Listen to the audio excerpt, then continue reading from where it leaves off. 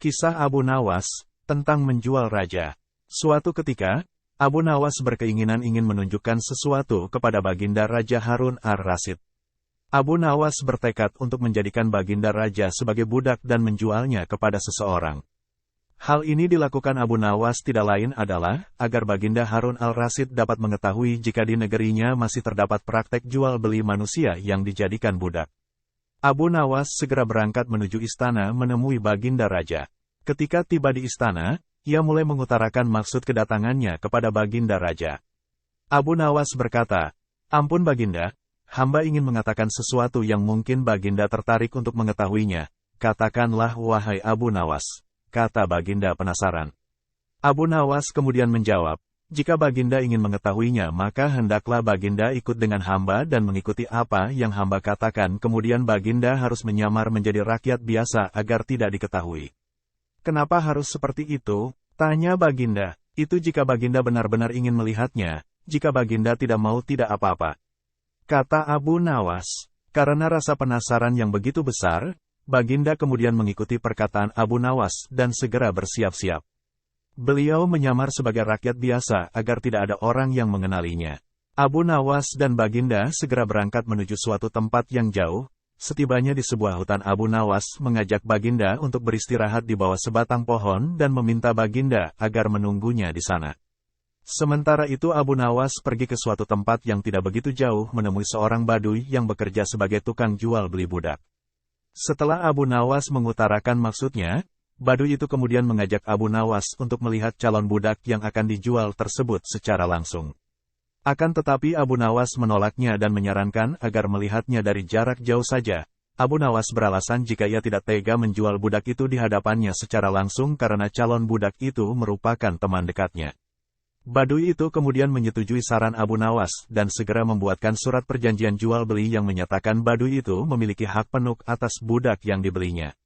Abu Nawas kemudian menandatangani perjanjian itu. Setelah mendapat bayaran dari Baduy, ia kemudian pergi meninggalkan Baginda Raja yang sedang beristirahat menunggunya di bawah pohon. Baduy pedagang budak itu kemudian datang menemui Baginda Raja yang sedang duduk di bawah pohon. Baginda Raja mulai geram sendiri karena Abu Nawas juga belum kembali menemuinya. Tiba-tiba muncul di depannya seorang asing yang sama sekali tidak ia kenali. Baginda kemudian bertanya kepada orang asing tersebut, "Siapakah engkau?" tanya Baginda. "Aku adalah tuanmu sekarang," jawab pedagang budak yang tidak mengenali Baginda Raja. Baginda Raja kaget mendengar jawabannya, kemudian kembali bertanya, "Apa yang engkau katakan dan apa tujuanmu mengatakan seperti itu?" tanya Baginda dengan marah. Baduy pedagang budak tersebut kemudian menjawab dengan kasar, "Seseorang yang bernama Abu Nawas telah menjualmu kepadaku dan ia telah menandatangani surat kuasa penuhku atas engkau." Baginda pun kaget mendengarnya, kemudian berkata, "Apa, Abu Nawas telah menjualku kepadamu?" "Iya, kenapa?" jawab pedagang budak geram. "Apakah kamu tidak mengenal siapa aku?" tanya Baginda. "Aku tidak perlu tahu.